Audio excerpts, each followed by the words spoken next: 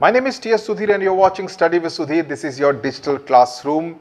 We are today looking at a story called A Baker from Goa. Now this is one part of the three-part stories from the Glimpses of India, which is part of the First Flight textbook. We've already dealt with Coorg and Tea from Assam. Please do have a look at the two explanation videos in your playlist for CBSE Class 10 English. And A Baker from Goa, written by Lucio Rodrigues, is a very fascinating account of the life of a baker in the sea state of Goa on the western coast of India. Now, this is basically about a traditional Goan village baker who is a part and parcel about the life and the cuisine, as we call it, of the food habits of Goans, right?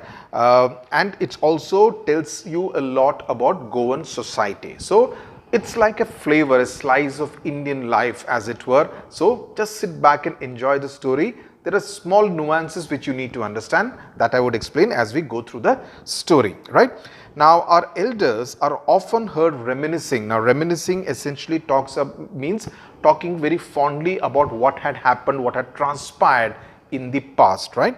Nostalgia, nostalgically means again talking with a sense like, your grandparents may talk about, हमारे ज़माने में ये होता था, हम चल के जाते थे school, and while we would go to the school, we would pick up some sweetmeats from the shop. While coming back, we would meet some friends, so there is a sense of nostalgia, right? That's what he's talking about. So our elders are often heard reminiscing, that is remembering nostalgically about those good old Portuguese days, because Portugal, Goa was a colony of the Portuguese.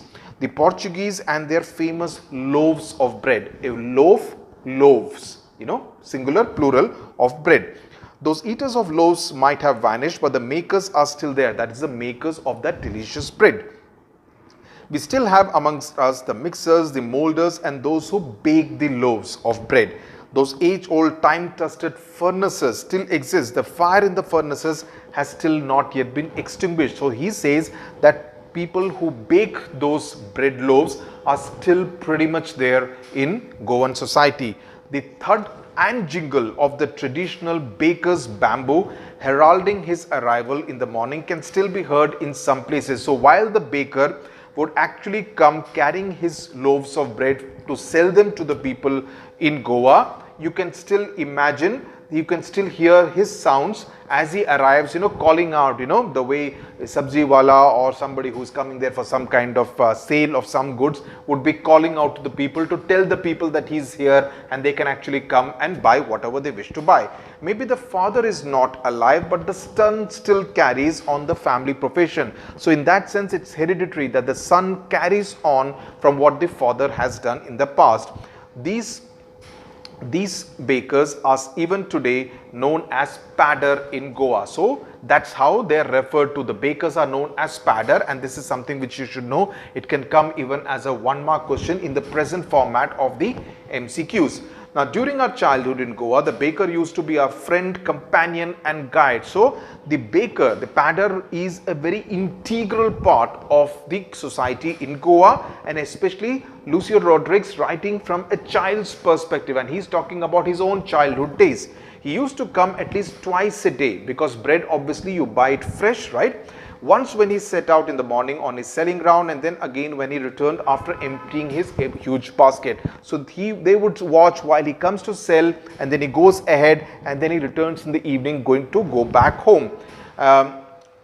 The jingling thud of his bamboo woke us up, bamboo as in the basket kind of a thing, woke us up from sleep, and we ran to meet and greet him. So he was not just another seller, he was almost like an extension of their daily life during their childhood.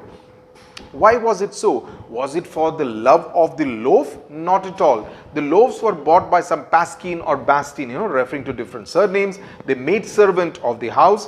What we longed for were those bread bangles, which is bread in the form of bangles, which we chose carefully. Sometimes it was sweet bread of special make. So obviously very, very tasty and delicious.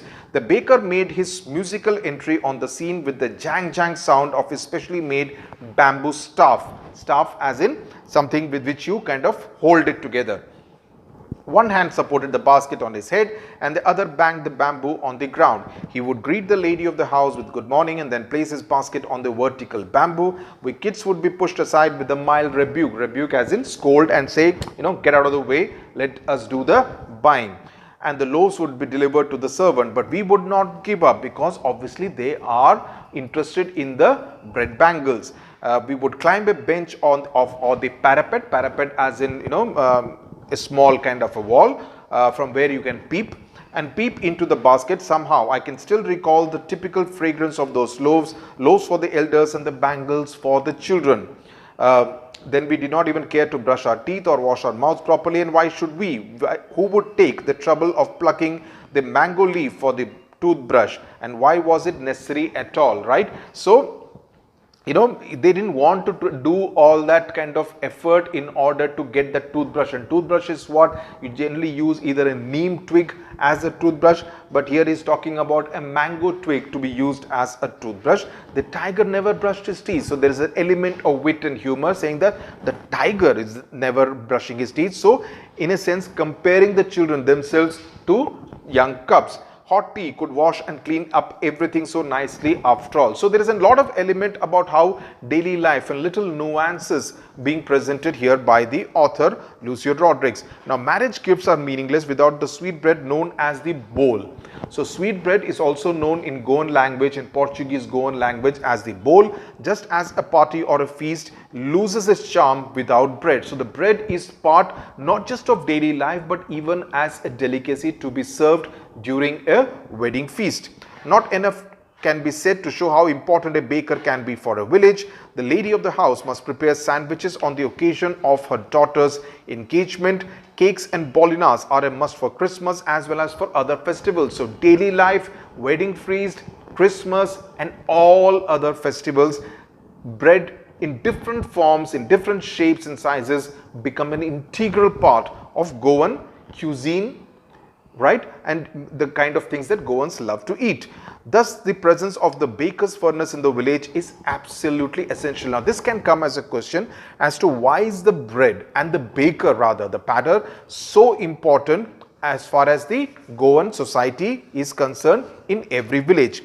The baker or bread seller of those days had a peculiar dress known as the kabai. Okay, all these different words which are written in Goan language, you need to know what they refer to because they can come as a 1-mark question. It was a single piece long frock reaching down to the knees. In our childhood, we saw bakers wearing a shirt and trousers which were shorter than full length ones and longer than half pants. This is another thing which can come as a question. Even today, anyone who wears a half pant, listen to this carefully, even today, anyone who wears a half pant which reaches just below the knees invites a comment that he is dressed like a padder. So why would anybody be called a padder? Because of his costume. You need to refer to this particular sentence. The baker usually collected his bills at the end of the month. Monthly accounts used to be recorded on some wall in pencil. So that was the system. He would not be taking money every day. He would be taking money only at the end of the month. Baking was indeed a profitable profession in the old days. The baker and his family never starved because everyone in every Goan village would buy bread from the bakers. His family and his servants were always looked happy and prosperous. Their plump physique was an open testimony to this. Even today, any person with a jackfruit-like physical appearance is easily compared to a baker. So that's a short story which gives you a slice of Goan life, gives you a sense of what Goan life used to be. It is even today to an extent, probably not to the same extent as it was during the childhood days of the author. Now, you could get questions like, for instance, in 2017, the question that came was, what do the elders in Goa still love to remember? What are they nostalgic about? So, they are nostalgic about the good old Portuguese days. Please don't make a mistake with the spelling of Portuguese, and the Portuguese loaves of bread, because the Portuguese were very famous for their bread.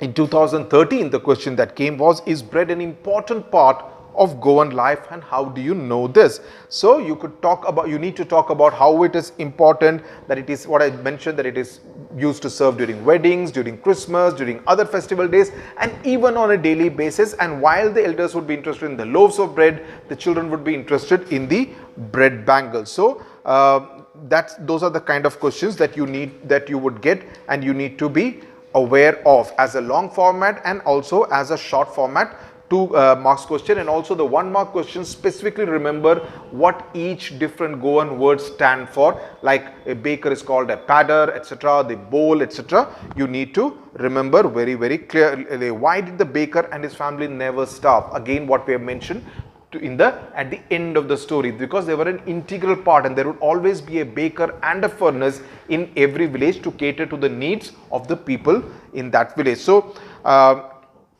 just like the stories from Coorg and the tea from Assam, the baker of Goa, very important. So please do ensure that you do these 3 sub-parts, these 3 lessons very carefully, understand the different nuances. The whole idea of having these 3 stories is that, from different parts of India, Assam from the northeast, Coorg from the south, and Goa from the western part of India, it gives you a sense of wow, different life is in different parts of India, and what a diverse nation our country really is. Thank you very much for watching. I do hope it's clear. The entire CBSE syllabus from both the textbook and the supplementary reader, the explanation videos you will find here on Study with Sudhir. God bless you. Thank you very much.